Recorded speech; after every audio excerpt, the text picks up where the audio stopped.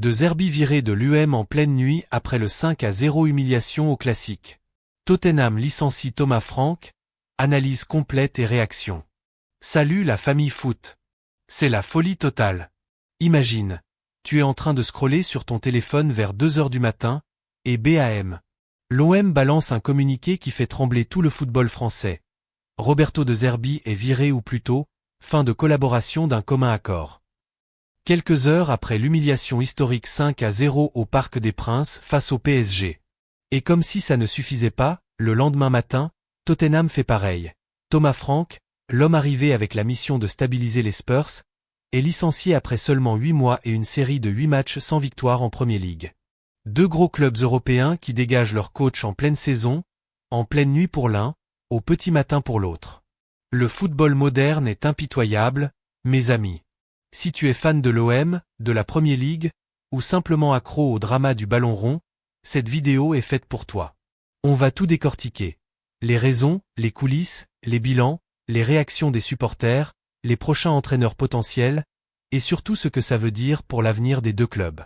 Likez la vidéo dès maintenant si tu veux que je fasse plus d'analyses comme ça. Abonne-toi et active la cloche pour ne rien rater des bombes foot. Allez, on entre directement dans le vif du sujet. Pas de blabla inutile. C'est parti. Mes amis, on commence par Marseille, parce que c'est là que le séisme est le plus fort. Mardi 10 février 2026, tard dans la nuit. Le club phocéen publie un communiqué lapidaire. L'Olympique de Marseille et Roberto De Zerbi, entraîneur de l'équipe première, annoncent la fin de leur collaboration d'un commun accord. Publié à une heure où la plupart des supporters dorment, ou plutôt, ne dorment pas après le 5-0 du dimanche. La décision couvait depuis des heures. Une réunion d'urgence avec Frank McCourt, propriétaire, Pablo Longoria, président, Mehdi Benassia, directeur du football, et De Zerbi lui-même a scellé le sort de l'Italien.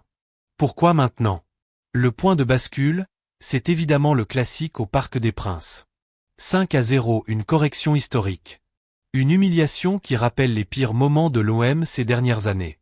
Les Parisiens n'ont fait qu'une bouchée d'une équipe marseillaise méconnaissable, sans idée, sans agressivité, et surtout sans équilibre. Mais ce n'est pas seulement ce match. C'est l'accumulation. Rappelons le contexte. Roberto De Zerbi arrive à l'été 2024 avec un projet clair. Du beau jeu, de la possession, du build-up depuis l'arrière, une philosophie offensive inspirée de son passage à Brighton et à Sassuolo. Les supporters sont séduits. Longoria et Benassia le défendent corps et âme. On parle d'un projet à long terme. La saison 2024/2025 est globalement réussie sur le papier. Deuxième place en Ligue 1, retour en Ligue des Champions. Victoire de prestige contre le PSG au Vélodrome en septembre 2025. Mason Greenwood, arrivé sous son impulsion, explose et retrouve son meilleur niveau. De Zerbi est loué pour son exigence tactique, sa capacité à faire progresser les joueurs, son discours intelligent. Et puis la saison 2025/2026 tourne au cauchemar. Élimination prématurée en Ligue des Champions dès la phase de championnat, notamment après la contre-performance contre le club Bruges.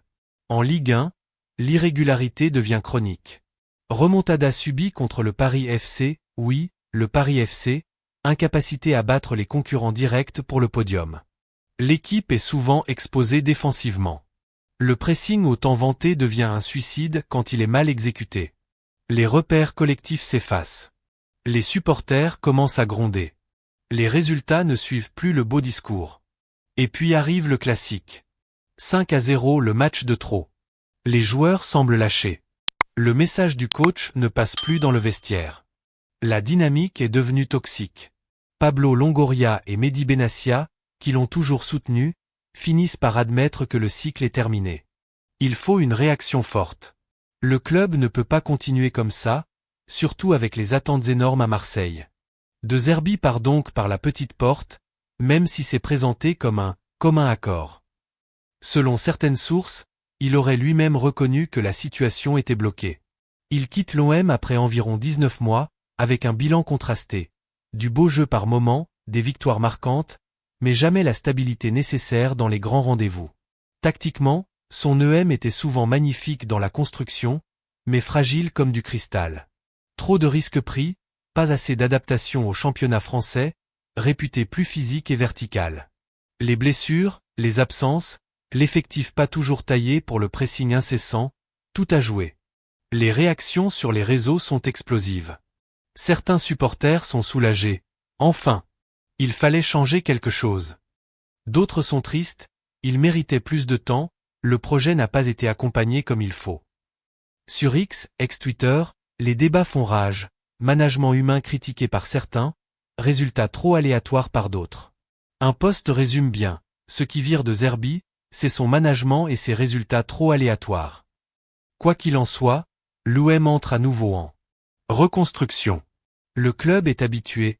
Combien d'entraîneurs depuis 2010? Sampaoli, Tudor, Gattuso, Gasset, et maintenant de Zerbi. La valse continue. Le prochain coach? Le nom qui revient le plus fort, Habib Beye. L'ancien défenseur de l'UM, actuellement à Rennes, qu'il a quitté récemment, est très apprécié des supporters. Il connaît la maison, a du caractère, et prône un football combatif qui plairait au Vélodrome. D'autres pistes existent, des noms étrangers ou des techniciens français, mais Beye semble le favori pour ramener de la stabilité immédiate. L'OM va devoir réagir vite. La saison n'est pas terminée. Il reste des matchs importants pour sauver la qualification européenne et redonner de la fierté aux supporters. 2 sackings en 24 heures. Qu'est-ce que ça nous dit sur le football actuel? D'abord, l'instabilité des entraîneurs est plus forte que jamais. À l'OM, on change de coach tous les 12 à 18 mois en moyenne. À Tottenham, on en est au 7e manager permanent depuis 2018 environ. Le carrousel tourne à plein régime. Les clubs veulent des résultats immédiats. Le beau projet à long terme? Très bien sur le papier, mais dès que les résultats chutent et que les supporters grondent, la direction réagit. Surtout quand il y a de l'argent en jeu, droits TV, qualifications européennes. Chez l'OM, le problème semble être l'adaptation. De Zerbi a apporté de belles idées, mais le championnat français et l'effectif n'ont pas toujours suivi. Chez Tottenham, c'est le décalage entre les performances européennes et nationales, plus une crise de confiance collective. Point commun. Les deux coachs sont des hommes de projet, appréciés pour leur intelligence tactique, mais qui ont buté sur la réalité du terrain et la pression des supporters. Pour l'OM, la priorité est de retrouver une identité. Un coach comme Habib Beye pourrait apporter du caractère, de la discipline défensive et cette fameuse grinta marseillaise. Le mercato d'été sera crucial pour renforcer la défense et le milieu. Pour Tottenham, le prochain coach doit stabiliser la défense, gérer les égos d'un effectif talentueux mais fragile, et faire le lien entre les performances UCL et PL.